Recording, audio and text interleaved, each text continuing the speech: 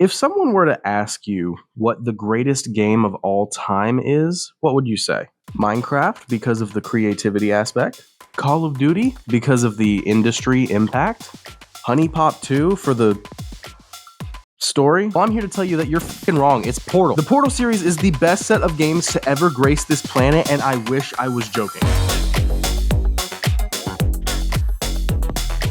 I can't even explain why I love Portal so much, but it's to the point where when I see the Portal 2 logo on my desktop, I get like a hit of serotonin, just like...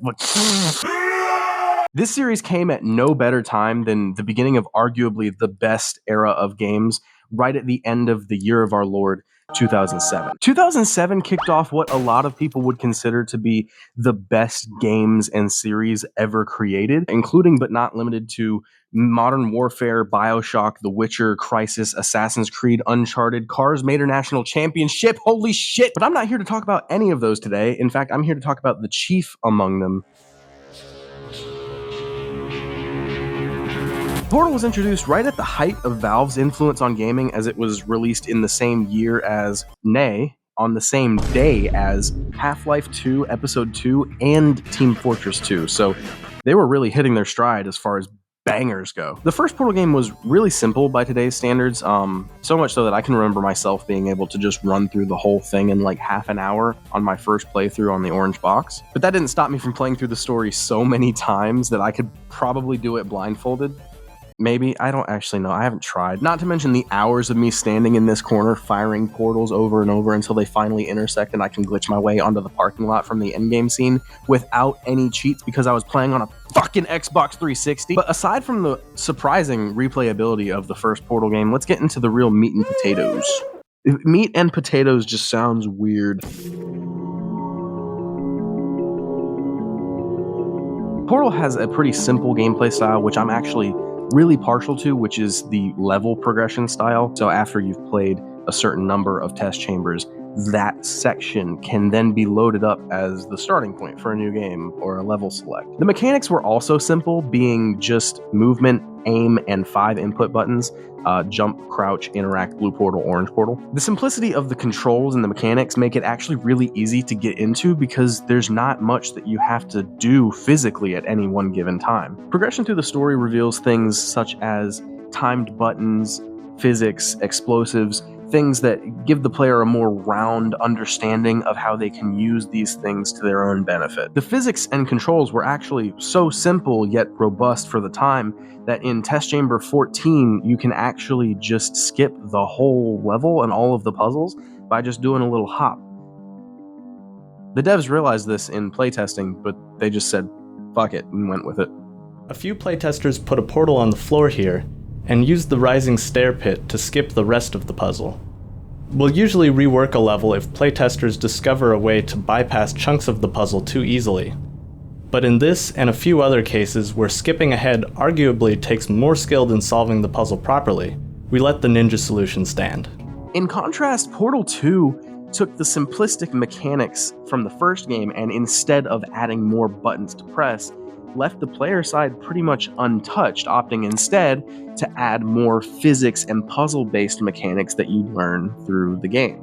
These include gels, tractor beams, lasers, and light bridges. Another thing of note is that with the exception of the rocket launcher in Portal 1, all of the mechanics are taught to you in a very tutorial-like fashion, whereas in Portal 2, they kind of expected you to already know the movement mechanics from the first game, so the basic movement stuff is taught to you in more of a comedic Halo 1 style of tutorial. You will hear a buzzer.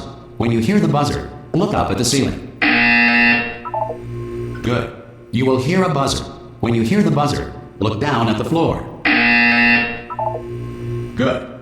This completes the gymnastic portion of your mandatory physical and mental wellness exercise. This is art. You will hear a buzzer. When you hear the buzzer, stare at the art.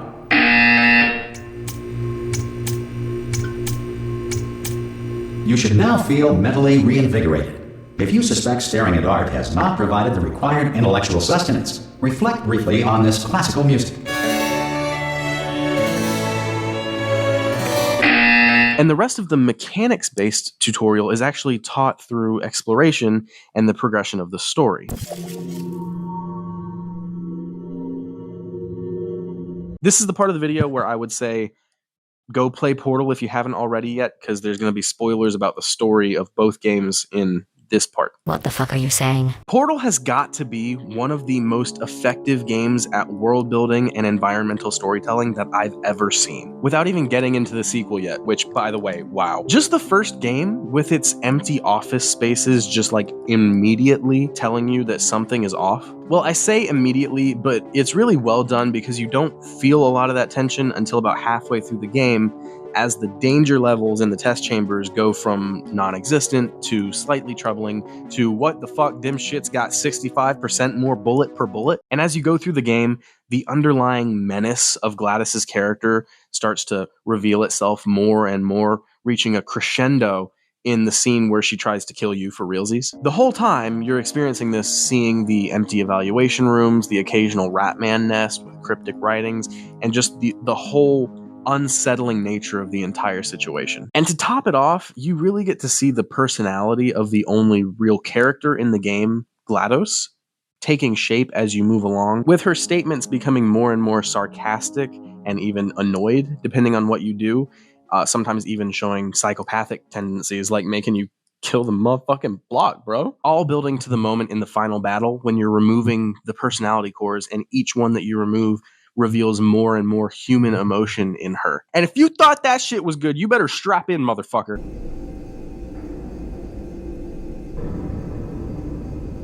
Portal 2 is, and I'm not exaggerating when I say this, the best story-based game I've ever played, bar none. From the lovable, if not slightly eccentric characters that you meet throughout the game, like Stephen Merchant's Wheatley. Most test subjects do experience some cognitive deterioration after a few months in suspension. Now, you've been under for quite a lot longer, and it's not out of the question that you might have a very minor case of serious brain damage. Okay, don't move. So, I've got an idea, but it is bloody dangerous. Here we go. Ah! Oh, for God's... They told me that if I ever turned this flashlight on, I would die. They told me that about everything. I mean, I don't even know why they bothered giving me this stuff if they didn't want me to use it. It's pointless. To Ellen McLean's return as GLaDOS, but with a much more fulfilling version of the role. This plate must not be calibrated to someone of your generousness. I'll add a few zeros to the maximum weight. That jumpsuit you're wearing looks stupid. That's not me talking. It's right here in your file. On other people it looks fine, but right here a scientist has noted that on you it looks stupid. Well done. Here come the test results. You are a horrible person. Do you think maybe you could unstrap one of those long fall boots of yours and shove me into it? Just remember to land on one foot. Motherfucking J.K. Simmons as Cave Johnson. Those of you helping us test the repulsion gel today, just follow the blue line on the floor. Those of you who volunteered to be injected with praying mantis DNA, I've got some good news and some bad news. Bad news is we're postponing those tests indefinitely.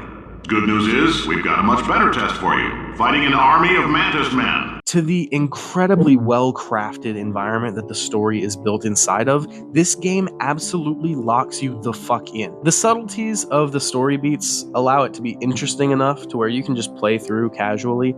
But if you allow yourself to be encased by the story, it makes you really wish that you could visit this messed up OSHA violation catalog that is Aperture Science. While other story beats are so ham-fisted that it reminds you that you're playing a game in the comedy genre, like my favorite bit of writing in the entire game about the part where he kills you. Well, this is the part where he kills us. Hello, this is the part where I kill you.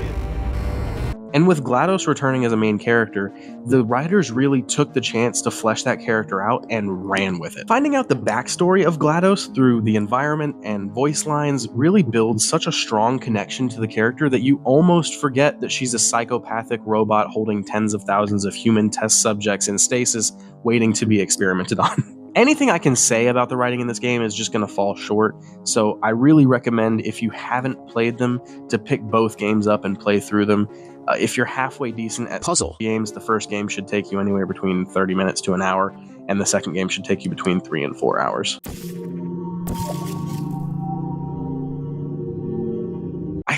part of my love of these games just simply comes from the nostalgic aspect and the fact that it was a huge bonding experience between my father and I. When I was a kid, my dad took me to get the orange box for my 360, and we just spent a lot of time sitting together while I played the first Portal game. And then when I was in high school and he realized I had just bought Portal 2, he and I sat down and we spent our entire weekend-long vacation playing through the co-op campaign, and that was really fun. Those memories are pretty special to me, so I'm probably a little biased towards these games because of that. But I think that's okay. Ultimately, everyone's going to have their own opinions, and that's fine. But I'm just here to say that everyone else's opinions are wrong and stupid, and mine is right and very cool. I know not everyone likes these games like I do, but I really urge you, if you haven't already tried them, just give them a shot. Especially if you like games with a lot of in-depth story and lore to explore, or if you're just halfway good at puzzle games. Anyway, let me know how you feel in the comments down below.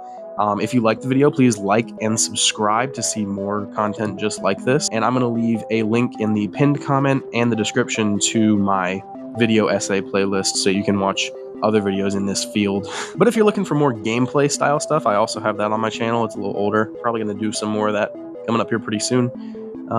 But we'll see. I'm going to put up a poll as soon as this video comes out on my community tab, Discord, and Twitter, asking what you guys would want to see next. Anyway, I gotta go, so go check out Militia's Epic Mickey video if you need a little bit more time on the toilet.